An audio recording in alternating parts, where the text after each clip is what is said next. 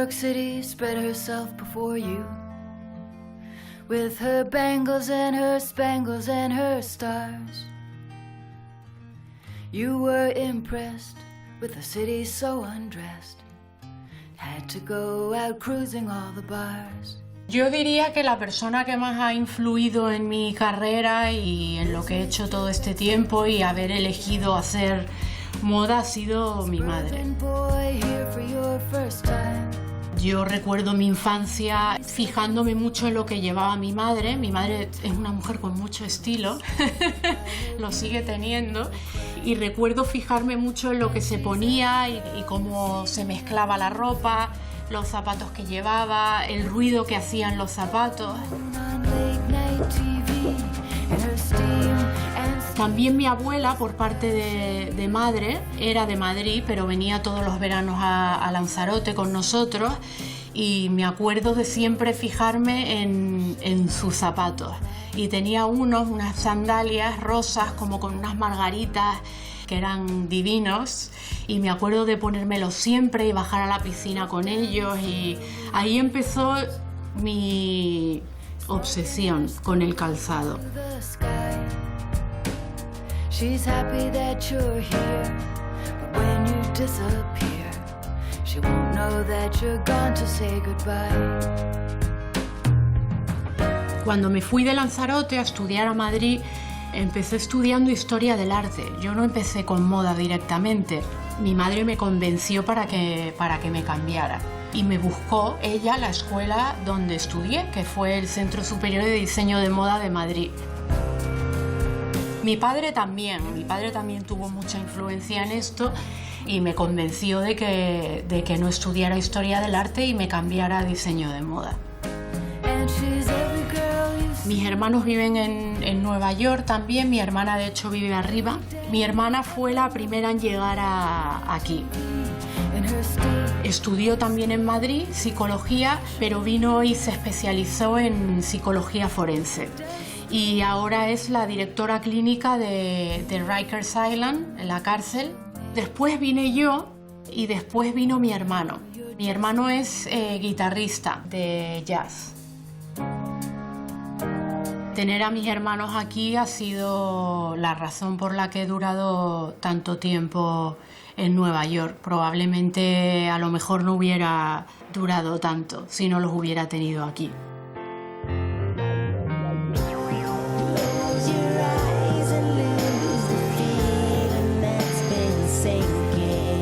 No empecé joven, o sea que tampoco es que yo fuera de las que me ponía a dibujar zapatos con 8 años. De hecho, mis primeros diseños fueron en la escuela. Y la escuela, además, que fui yo en Madrid, no estaba especializada en zapatos. Decidí buscar aquí la especialización.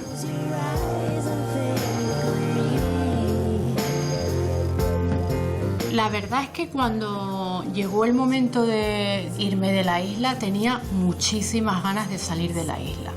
Yo recuerdo, Lanzarote me encanta y tuve una infancia maravillosa en la isla, pero sí es verdad que llegó un punto que se me hacía demasiado pequeño. Además, mi madre es de Madrid, entonces siempre habíamos estado en Madrid, teníamos una casa en Madrid, o sea que no era tampoco como un mundo demasiado nuevo. Mi etapa en Madrid la recuerdo como una etapa muy bonita. O sea, también fue un poco dura al principio porque sales como de la burbuja que es Lanzarote. Echaba de menos a mis padres y bueno, mi vida en Lanzarote, pero me gustó mucho vivir en Madrid. Aprendí mucho en la escuela, también por amigos nuevos que hice, pues gente que venía de diferentes puntos de España. Salía con ellos, se ve como otro estilo en Madrid.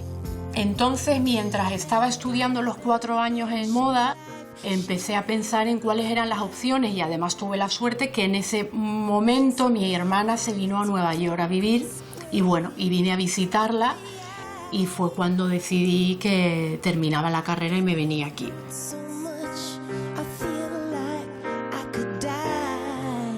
Pues en el 2004, cuando me mudo a Nueva York, El cambio es bastante brutal. Ahora las cosas han cambiado después de 20 años, pero en aquel entonces Nueva York era bastante diferente a Madrid. Yo no sabía hablar inglés. Entonces, para entrar en la universidad aquí necesitas sacarte el TOEFL, que es una prueba de inglés. Entonces me busqué una escuela de inglés para aprender en tiempo récord. Me concentro en eso, saco la nota que tenía que sacar y aplico al Fashion Institute of Technology y me aceptan. Y estudiar en FIT fue una súper experiencia. Me encantó los cursos que se impartían, los profesores, los amigos que hice allí, que todavía mantengo. Claro, vienes aquí con unas expectativas y nunca sabes lo que va a pasar, porque también te das cuenta que como tú hay 40.000 que lo hacen mejor que tú. Pero cuando empecé a trabajar, ¿no? Ahí fue cuando vi que, pues sí, que iba a ser difícil y que era un gran challenge. Así que nunca pensé como que iba a fracasar, sino pensé, bueno, pues si no sale me vuelvo a España y ya veré lo que hago. Ya me figuraré algo.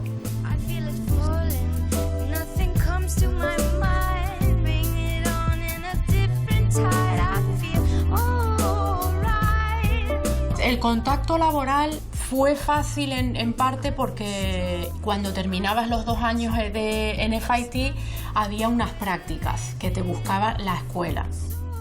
Mis prácticas fueron en DKNY y así fue como empezó todo.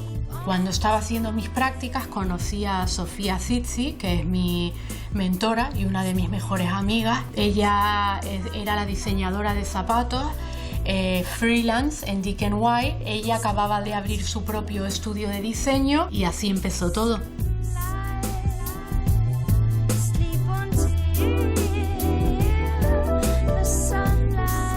El comienzo fue duro, de muchísimo trabajo y mucho esfuerzo, porque además yo era la única asistente que tenía Sofía. Pasaba tiempo conmigo para que aprendiera, se enfadaba si hacía algo mal.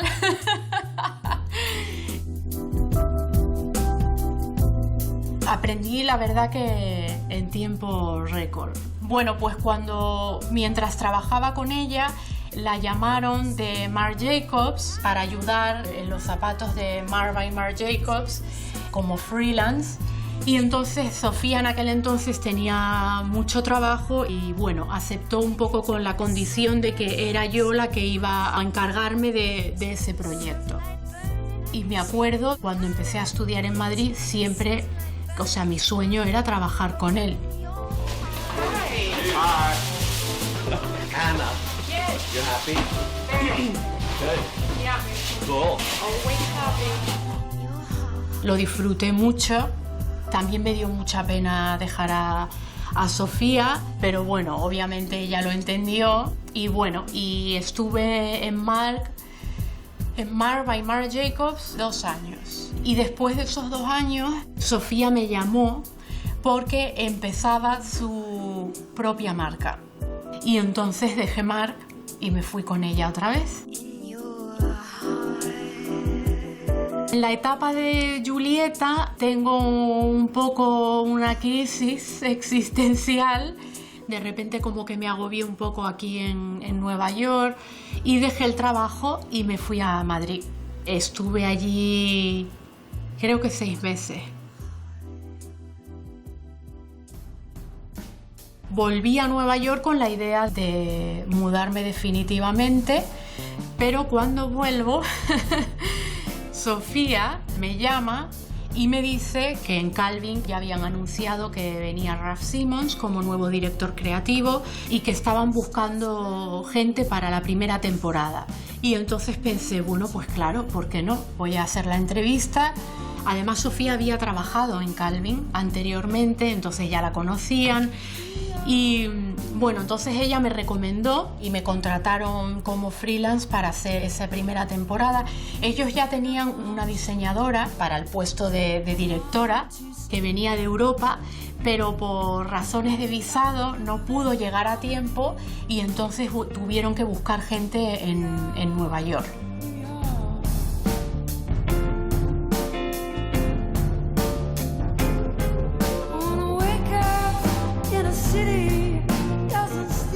Conocí a Ana cuando Ana empezó a trabajar en Calvin en el 2017, creo. Quítate de ahí.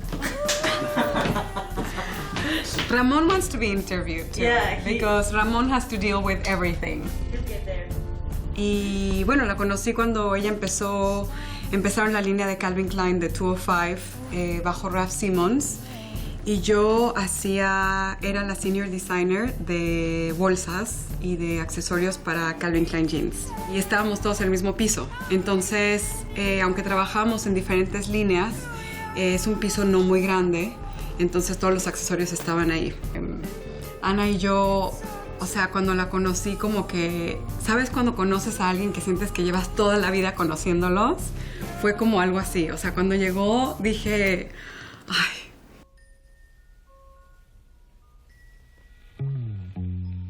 Y bueno, después de hacer la primera temporada, llegó la Annette, que fue mi jefa en Calvin después de esa primera temporada, porque bueno, me ofrecieron quedarme full time como senior designer. Trabajé en Calvin como un año más y me salió la oportunidad de Marc Jacobs, el sueño de mi vida. La primera vez que me contactan para el puesto, me contactó la que era Vice President de Recursos Humanos de Marc, que ya me conocía, porque como yo había estado trabajando ahí hacía 5 años, pues ya me conocía. Y entonces estaba en la oficina en Calvin cuando ella me escribió el email. Y bueno, pues... Fui bastante atacada a la entrevista, pero me acuerdo que me acompañó mi hermano, pues creo recordar que me ofreció el puesto en la misma entrevista. Cuando terminó la entrevista me dijo, bueno, espero verte pronto, así que salí, vi a mi hermano y le dije, pues yo creo que me acaba de ofrecer el puesto en la entrevista. Y flipé. Ha sido, la verdad, que uno de los momentos más flipantes de mi vida.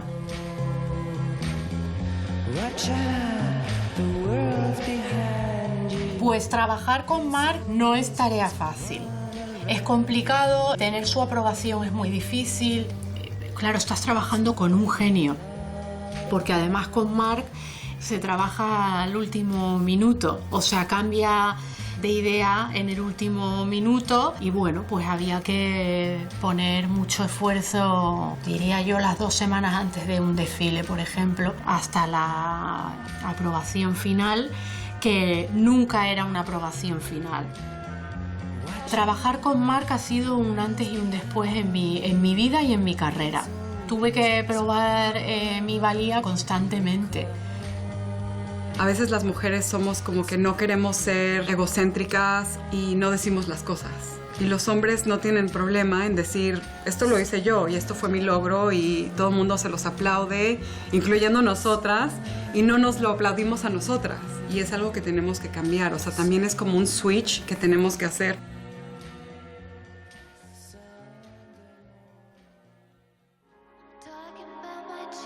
Pues en general el proceso de creación empieza con research, bueno, basado en ideas que vienen del director creativo o de los diseñadores de ready to wear. Casi siempre la idea empieza ahí y ya de ahí desarrollas. Haces dibujos, presentas ideas. Bueno, en el proceso de creación no solo está tu cabeza, sino también la cabeza del equipo que tienes. Personalmente, en mis influencias a la hora de crear o tener ideas, tengo muchas referencias de fotógrafos de moda. Hay un fotógrafo, Guy Bourdin, que me encanta.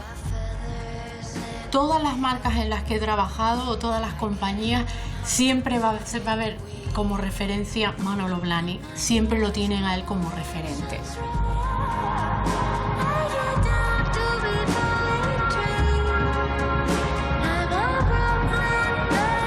Siento que algo que Ana ha aportado a diseño de zapatos es no sé, diseños muy imaginativos. O sea, por ejemplo, cuando Ana estaba en Calvin, Ana trabajó en unas botas, o sea, se volvieron como un fenómeno, como no solo de moda, sino también cultural. En unos años, cuando compres un libro de moda sobre, no sé, momentos históricos, icónicos, lo que sea, esos zapatos van a estar ahí. Bueno, aparte de la parte creativa, como diseñadora, soy también bastante técnica que he aprendido trabajando mucho en fábrica. También bastante organizada, tienes que ser muy organizada, sobre todo cuando trabajas last minute. Tengo que admitir que yo trabajo bien bajo presión y no sé muy bien si trabajaría igual de bien sin presión.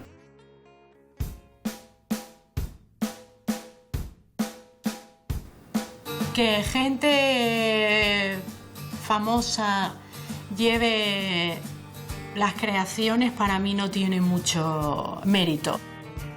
A mí, por ejemplo, me da más satisfacción ver a alguien en la calle con unos zapatos que he diseñado yo o ver cómo mis amigas se vuelven locas por zapatos que he diseñado yo o mi madre. No sé, que una actriz, no porque no tenga, o sea, que también al final las visten un poco, ¿no? Les dan acceso a eso.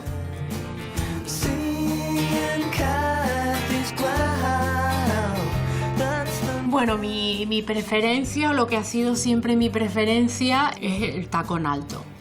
Pero obviamente como diseñadora te tienes que adaptar, o sea, pues también diseño zapatos de hombre, zapatillas, cualquier tipo de zapato. Pero como preferencia a mí me gusta el tacón alto, aunque, claro, esto cada vez yo creo que va cambiando más.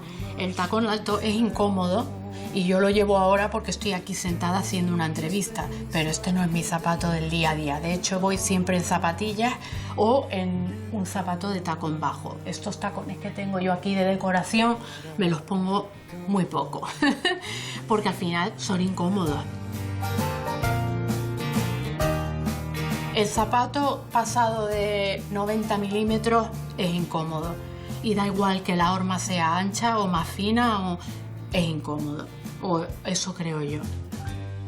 La tendencia de la zapatilla diría yo que empezó cuando Demna, el director creativo de Balenciaga, hizo la Triple S. Yo creo que él ahí marcó tendencia y ahí fue cuando empezó la explosión de las zapatillas y ahora es lo que se vende. Pero yo creo que eso irá cambiando. No creo que nos quedemos con la zapatilla de por vida. Las tendencias están cambiando. Obviamente Ana tiene, o sea, talento para echar para arriba, o sea, es un sinfín de referencias, de creatividad. Además de, obviamente, el talento como diseñadora, siento que una de las cosas que tiene Ana que es muy especial, Ana, aunque esté súper cansada, llega, se ríe, disfruta, se emociona. Bueno, algo en lo que Ana ha cambiado es que Ana ha crecido como diseñadora. En su trabajo de Marc, o sea, yo estaba impactada en la dedicación y las horas. Qué tan dispuesta estuvo a ella a empujarse como al máximo. O sea, y lo que ella diseñaba de zapatos fuera como lo mejor de lo mejor. Sí tiene obviamente ella un look, ¿no? Y los zapatos que ella hace tienen mucha personalidad y mucha actitud. O sea, los ves y te los quieres poner.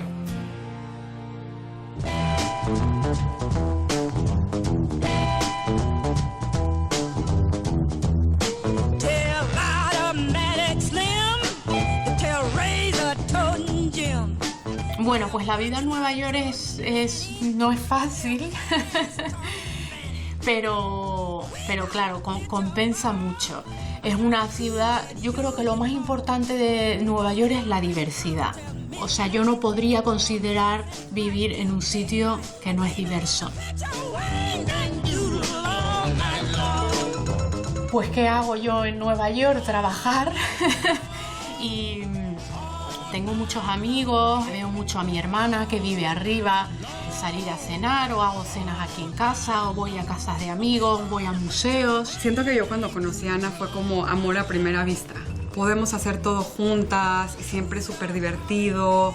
Cocinamos juntas, nos vamos a los museos, salimos de fiesta. Una cosa que también obviamente nos ha hecho ser buenas amigas es que tenemos intereses en común. Nos gusta mucho hablar de moda, o sea, son cosas que solo puedes hablar con amigos que les interese la moda porque a otras personas no les interesa. Todo el mundo tiene amigos para todos y Ana es de mis pocas amigas que es como amiga para todo.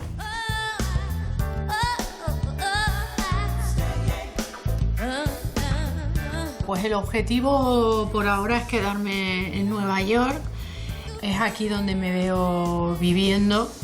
Obviamente en Europa ahora mismo hay muchas más oportunidades en el mundo de la moda, pero me quiero quedar aquí. Tengo un proyecto nuevo que empiezo en enero, que me hace bastante ilusión, y es posible que haga algo que no tiene que ver con la moda con mi amiga Rebeca.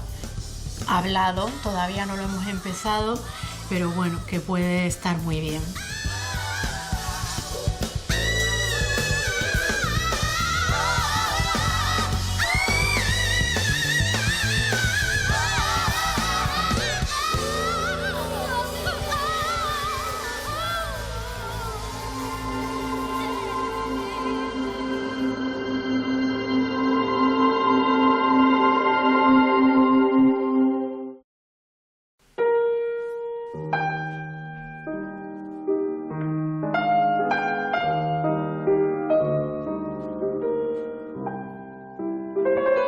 Juan Bordes, yo pienso que es un desconocido.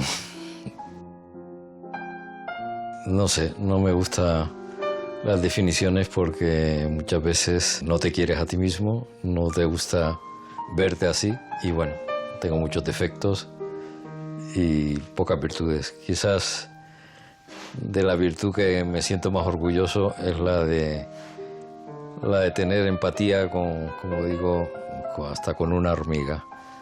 Soy bastante pragmático, pero desde luego soy una persona que continuamente está dudando de sí mismo. Creo que lo que más me gusta es verme reflejado pues, en la gente próxima, en mis hijos, y mucho más que en mis logros, ¿no?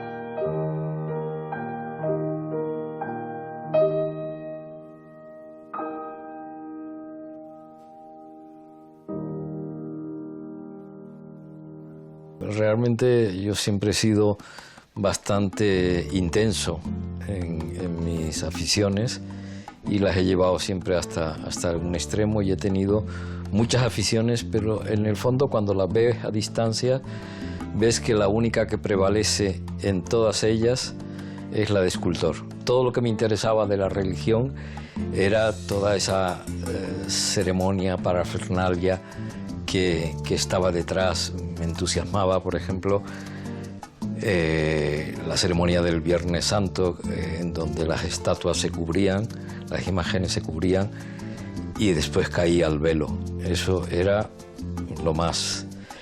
Después descubrí el cine con Cecil B. DeMille, o sea, con los 10 mandamientos, y reproducía la filmación de películas, reproduciendo escenarios. Después, con Un regalo de Reyes, me ha llegado El Guiñol y ahí estuve años. Después llegó, ya al borde de los estudios superiores y tal, mi afición por la cirugía, y estuve en un hospital de beneficencia que, fíjate tú, me dejaban entrar en el quirófano y yo sostenía a lo mejor el separador de un recuerdo, todo el proceso de una cesárea. Y cuando he mirado un poco todas esas aficiones veía que lo que me interesaba de la religión era la escultura, que lo que me interesaba del Guiñol era lo que tenía de escultura, que lo que tenía de cine también me representaba, me interesaba pues reproducía el Coloso de Rodas y la caída del Coloso de Rodas. Y cuando encontré la manera de mediar entre mi afición y lo que podría ser mi profesión, pues elegí la arquitectura porque mi hermano ya estaba terminando los estudios de arquitectura, porque lo conocía un poco, que él también había compaginado esos estudios de arquitectura con su dedicación a la pintura. Bueno, efectivamente mi hermano Félix Juan condicionó mucho mi vocación, porque él era un apasionado de la pintura y de la arquitectura desde que yo lo veía, lo contemplaba pues entre los 6 y los 12 años, es cuando conviví con él en Canarias. Bueno, en esos momentos él ya estaba iniciando sus estudios universitarios y llevaba a Las Palmas una información que a mí me alucinaba, y cuando lo contemplo en distancia veo lo que esa información me condicionó. Pero sobre todo he admirado siempre su manera de ejercer esa vocación junto a su profesión de arquitecto. Mi dedicación a la escultura vino efectivamente muy temprano, porque mi madre veía que jugábamos, yo y mi hermano más pequeño, jugábamos constantemente en un jardín solar que teníamos al lado de casa, con el barro, con no sé qué. Entonces tuvo la feliz intuición de meternos pues en una escuela municipal de escultura, donde tenía la disciplina que me daban casi mis propios compañeros, porque eran compañeros de 20 años, mientras yo tenía 8, incluso mi hermano más pequeño también estaba.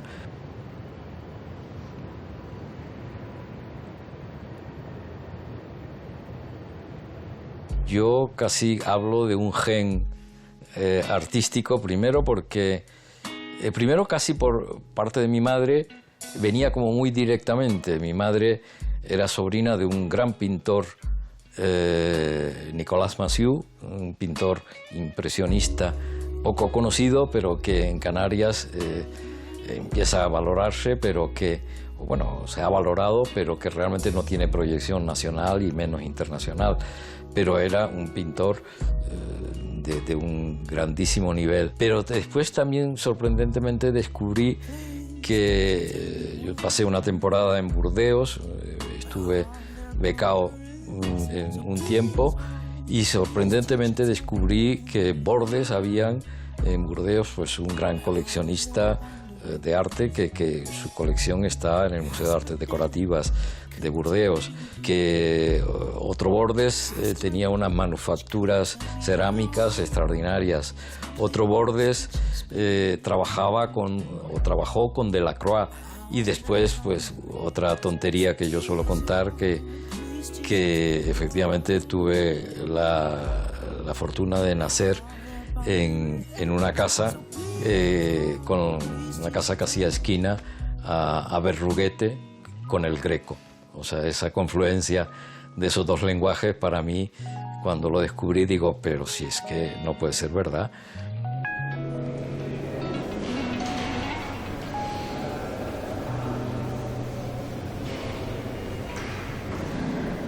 La arquitectura fue extraordinaria, fue una decisión que, primero, la disciplina, que siempre digo es muy necesaria para la educación, pero no solo para saber distinguir la especificidad del lenguaje del escultor. Hoy en día, y hace tiempo, se habla mucho de la interdisciplinaridad de las artes, y sin embargo, yo pienso que es un tema que se ha tratado siempre.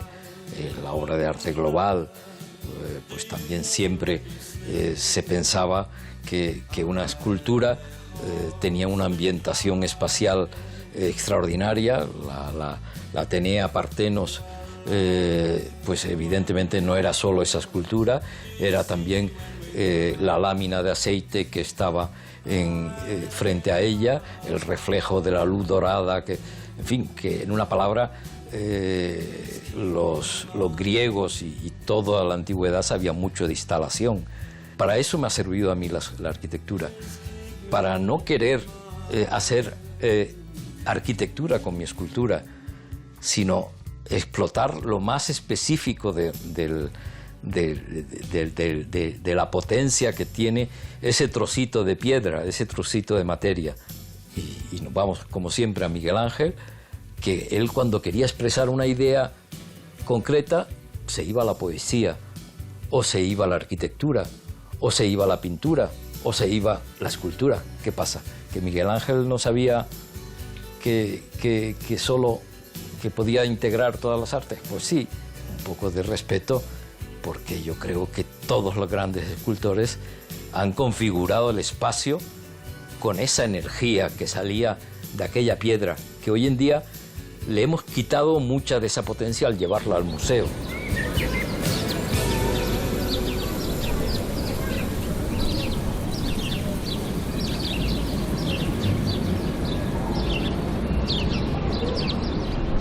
No sabía de qué hablar en mi tesis doctoral hasta que encontré que podía ser una tesis que hablara de escultura, de arquitectura.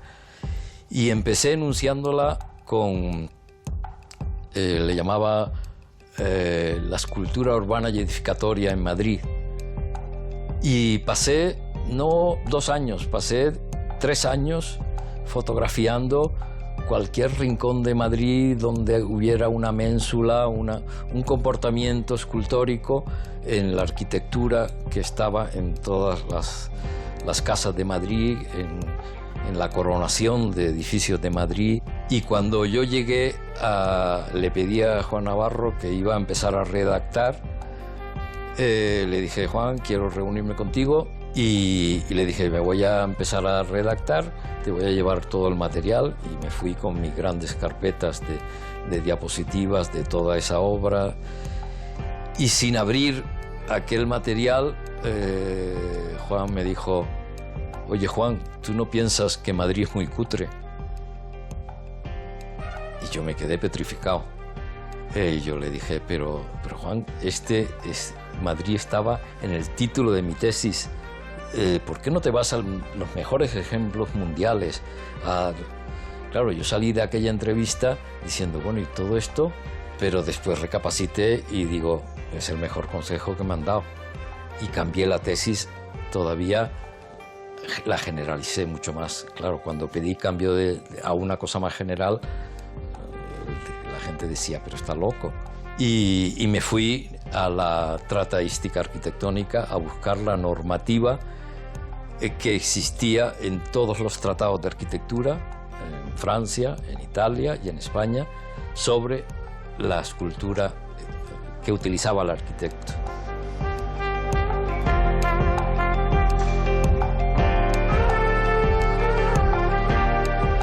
Cuando yo terminé la carrera, evidentemente tenía que buscar un método de sustento y con aquello del arte en aquella época, es que era estallarse contra una pared. Estoy hablando de los años 70, finales de los 70, no, finales no, perdón, el principio de los 70. Y decidí pedirle trabajo a uno de los que había sido mi catedrático y estuve, sí, inmediatamente me dejó trabajar, estuve trabajando en su estudio, pero creo que estuve así 2 años casi trabajando, pero siempre se producía un estado de ansiedad por llegar al fin de semana para poder trabajar en la escultura. Y claro, ese estado de ansiedad, cuando llegaba el fin de semana, desencadenaba un dolor de cabeza brutal y tuve que tomar una decisión casi fisiológica. Y tuve la suerte de que, bueno, pues pude pedir una beca de la Fundación March, me la dieron y pude dedicarme 1 año pues a la escultura exclusivamente.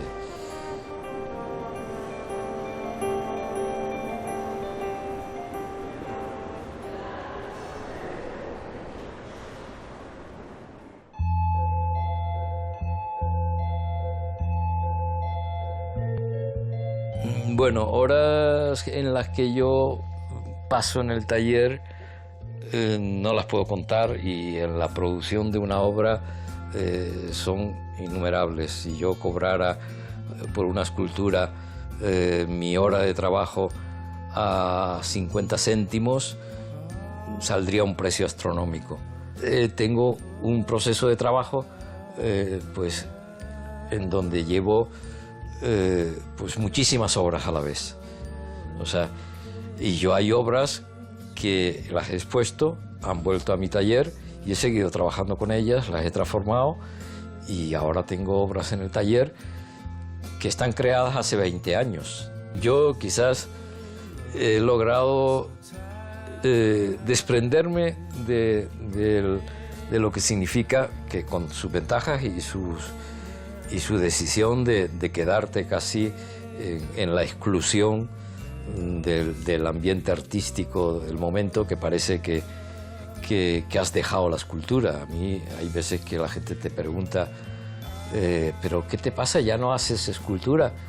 Yo eso lo tomo como un insulto. Evidentemente, ¿qué piensas? ¿Pero tú qué crees? ¿Que yo me dedico a la escultura por hobby? Me dedico por necesidad fisiológica, como decía antes. Yo he seguido trabajando, aunque lleve 15 años sin exponer en Madrid, o 15 años casi sin una exposición personal, y trabajo diariamente, y trabajo, si no son 8 horas, trabajo 18.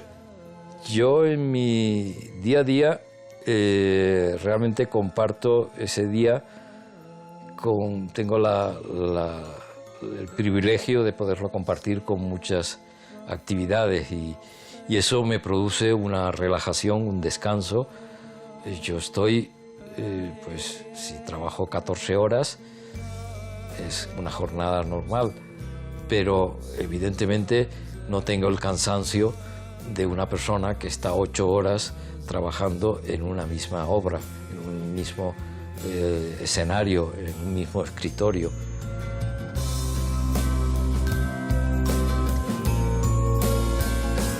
Sí, yo creo que hay dos cualidades que debe de tener el artista. Hay muchas veces que la gente dice que la paciencia es la virtud de los burros, pero creo que en mi caso me ha ayudado mucho.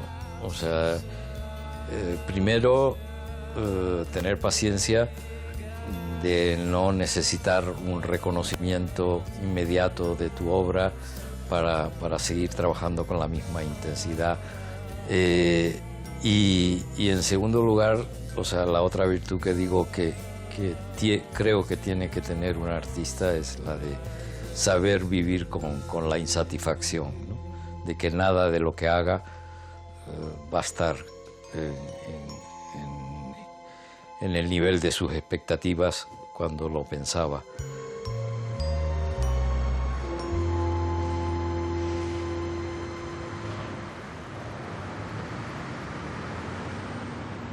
El coleccionismo, efectivamente, para mí siempre es otro, yo siempre digo que es otro aspecto más de mi creación.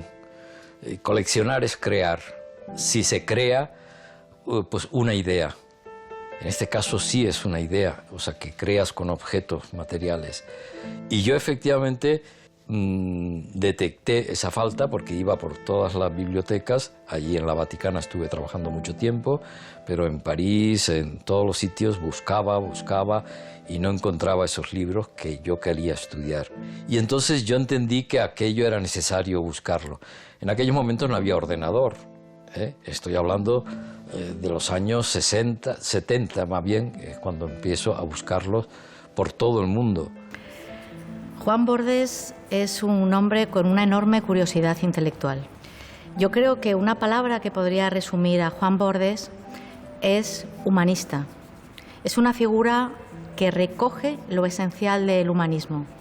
Eso le ha llevado, además de su faceta como escultor y como profesor, a trabajar en el campo de la investigación y también en el campo de la bibliofilia. Es usuario de la Biblioteca Nacional desde el año 1998 y además ha sido un usuario constante. de la Biblioteca Nacional. Y no solamente en una sala, sino en varias. Y en estas salas ha consultado obras de temas muy diversos, lo que significa esto, que va siempre buscando las fuentes del conocimiento. Gracias a su formación académica ha sabido buscar lo que tenía que buscar, un tipo de documentos que son muy importantes para los estudios artísticos, pero que estaban perdidos o que incluso ni siquiera eran valorados. Y así fui coleccionando con la suerte de que el librero devaluaba muchísimo cuando en una de esas cartillas le faltaba una lámina, o le faltaban 3, o 7, o 20, pero yo sabía que ese era el único testimonio que había de esa cartilla. Y así pude ir coleccionando una cosa que no se coleccionaba en el mundo.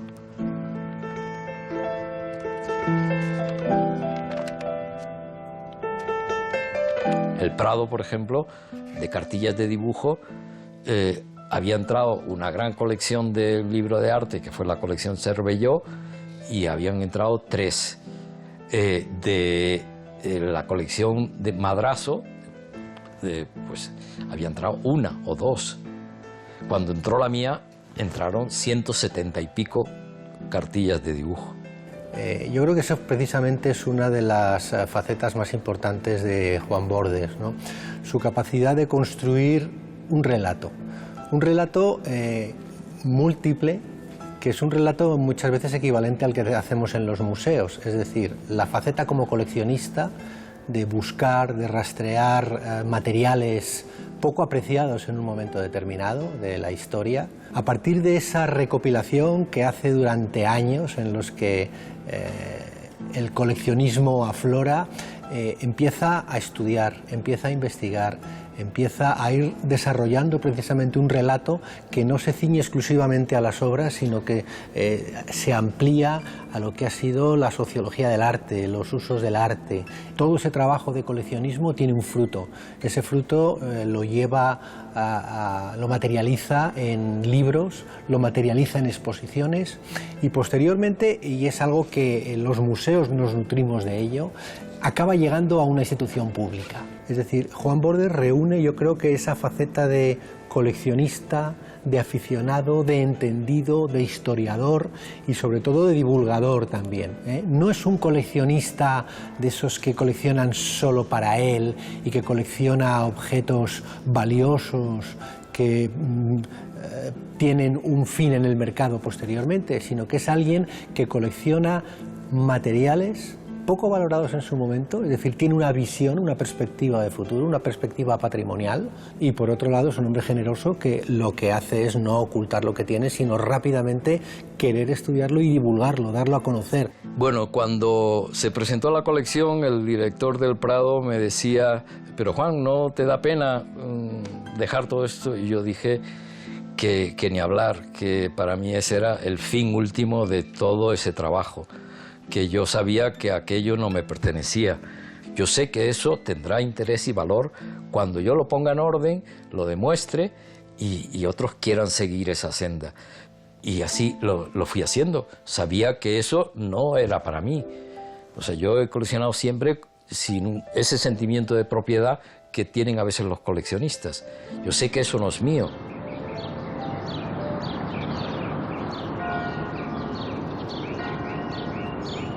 Expertos internacionales que habían estudiado ese hipotético cuaderno de Rubens, porque hay 3 copias, que en una copia nada más que los dibujos los había copiado Van Dyck, en otra copia unos textos y tal que están copiados precisamente de este, pero cuando yo compré aquello sabía que era una fuente primigenia porque el manuscrito original había desaparecido en un incendio. Cuando yo vi aquello, digo, sea como sea, lo tengo que comprar. Lo compré en una subasta pública en donde ni siquiera el Louvre, que podía haber ejercido el derecho de retracto, supo lo que era aquello. Yo me lo traje, lo presenté en un congreso de historiadores en España y los historiadores, yo lo guardé, estuvo 20 años en esta estantería Y hasta que un sobrino, un conservador de la National Gallery, que había estudiado el ejemplar de Van Dyck, se enteró de que yo lo expuse en la academia. Cuando lo vio, pues dio la voz de alarma a la Casa Rubens. Vinieron los de la Casa Rubens, estuvieron en casa y ya fue el reconocimiento. Ellos mismos pusieron pero me decían, ¿pero cómo lo has comprado? ¿Dónde lo has comprado? Digo, mira, para empezar lo compré sin un duro. Y había otra persona en la sala en donde pujaba y yo digo, mira, sea como sea, no tengo dinero, pero cuando colgué digo, por ahora es mío.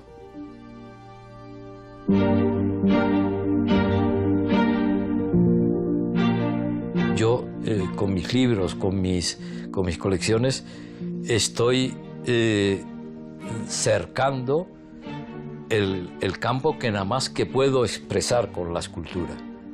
O sea, estoy delimitando mi expresión con la escultura.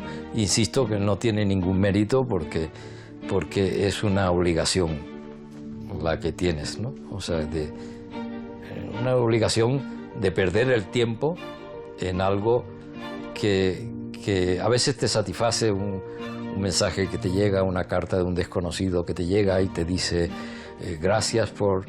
Y tú dices, joder, piensas que con tu trabajo no está llegando a nadie, que no sirve para nada, pero que lo tienes que hacer. O sea, es un acto aparentemente de egoísmo, pero que en el fondo creo que para otras personas les ayuda a vivir también. O sea, creo que el arte eso nos ayuda a vivir.